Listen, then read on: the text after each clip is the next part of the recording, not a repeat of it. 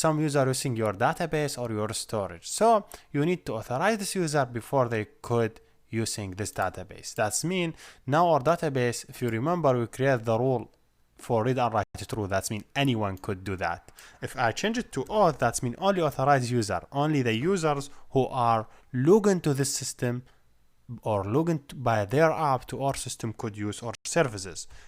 That's great. So how it's work? For there is a different way. If you click here, there is a different way of authentication that available in Firebase. Like someone enters user an email, or by Google account that already installed in his phone, or by Facebook account, or Twitter, or by GitHub, or anonymous. Anonymous mean just click. You just create a button in this one. If I'm already logged in, so if I click sign in, he will sign in for us in the Firebase. If I click refresh, I will see the new anonymous user. If you see, this is the amazing thing is user UID. This user UID, Firebase give every user unique UID. That means you could use this one to identify the users who are using your app in their database storage or everything. For example, you need a great chat application. For every user you have a specific UID, so you do a chat between these users. As I told you, there is a different way, not only this one. Also, user could log in by his email and password. For example, here enters your email, I would say then he click link. If you wait for some time, he link the account. If I refresh the page, I will see the new account will registered by username and password. The amazing part in this one, you could activate reset password, disable, or delete account. That means users could reset their password if they forget. So it's very easy to create login page for your users with their email and password, and other information will be saved here. There is a different tab, as I told you. If you see, this is example from Google. They could use sign in with their Google account. I'm already signed in. If I click sign in again, he will use account that installed in the phone. So if I click sign in, now if I click refresh, I will see different tab of the account. That's mean with the username and password. Here you go, this one for Google account. If you see, still every user have unique ID. As I told you, authentication, a way to allow user to log into your system. So let's get started. To get started, I will just create a simple application. Doesn't have any layout, just empty application, but it's connected with the Firebase. So make sure your application connected with the Firebase and global, and also here is connected, and also you have internet connection. That's mean you connected to Firebase, and also you have the file to connect with your Firebase. So this is the basic work. First of all, when you start with Firebase authentication, you have to go to setting and add your fingerprint. What does that mean? You need to go here down and add here SHA1 certificate fingerprint. The simple way to get this fingerprint is just by click right on your drawable, just here, and click new and select Google, and from Google select Google Map Activity, and just you give it for sure you give it the package name. So what the package name we are working now here, it's com.arroba.first, and you click finish. You will see this is the number. Make sure you use your number because every device have a specific number. This number for debugging mode, so just copy it and make sure you go back here and add fingerprint and add this one. If you did not add a fingerprint, you cannot use Firebase authentication. I'm done here.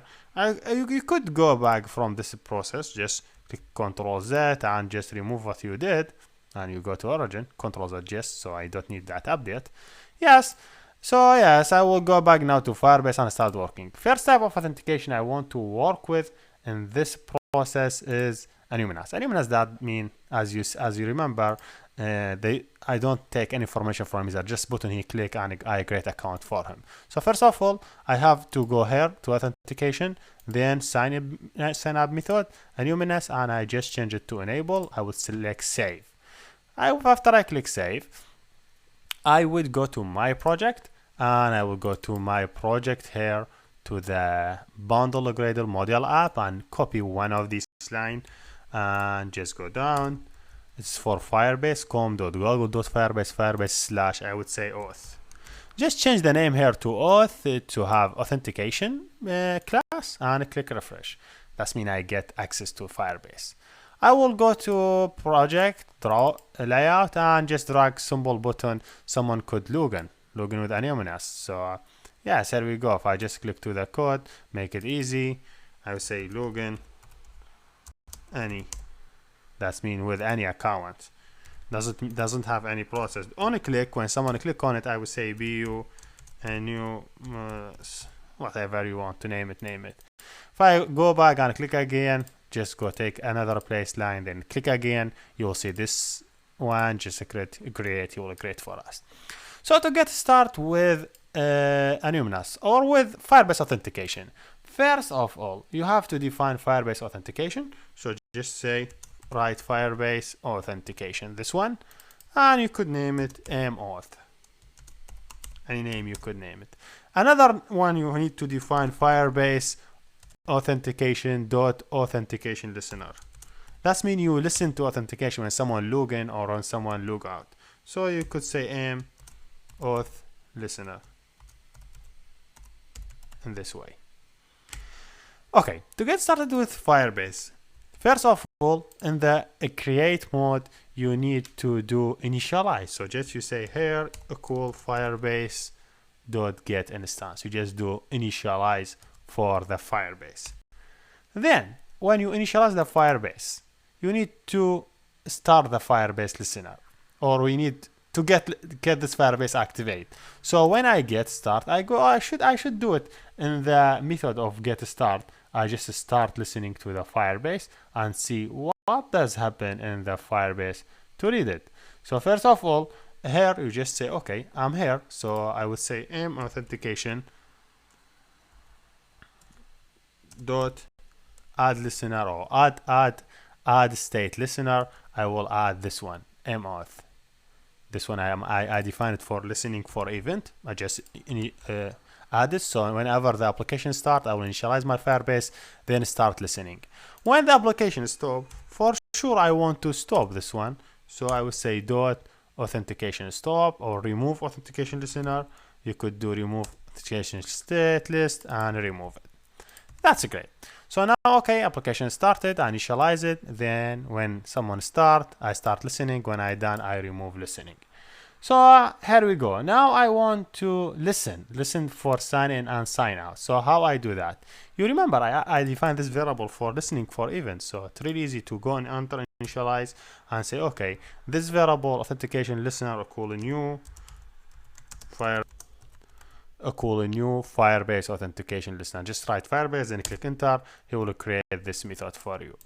This method will be called whenever someone sign in and sign out. Until now I didn't implement sign in or sign out, but this is simple method will call it when someone sign in and sign out. So when it will be sign in and when it will be sign out. First of all, I have information about the user when sign in and sign out. So first I could define Firebase user. I will name it user equal this one dot get current user. That means the current user that he is sign in or sign out. So for sure, if the user null or equal null, that means it's sign out. So you could do anything for sign out. For example, log, just you could say user sign out or just print user ID. If you see you in the user, if I click user, I have a lot of information about the user. Some most important one is get UID. If you see get email, get display name, this email we use it when the user have email, but now we want to use anonymous, so there is no email. Only one thing I could authenticate users by his UID. So get UID is for the user. Yes. So this is for sign out. You could do same thing else for sign in. For when someone sign in, you could make sure just this line is activate, then do same thing for sign in, and we just print this one. So whenever the state or when user sign in, sign out, this one execute. Whenever user sign in, this one execute.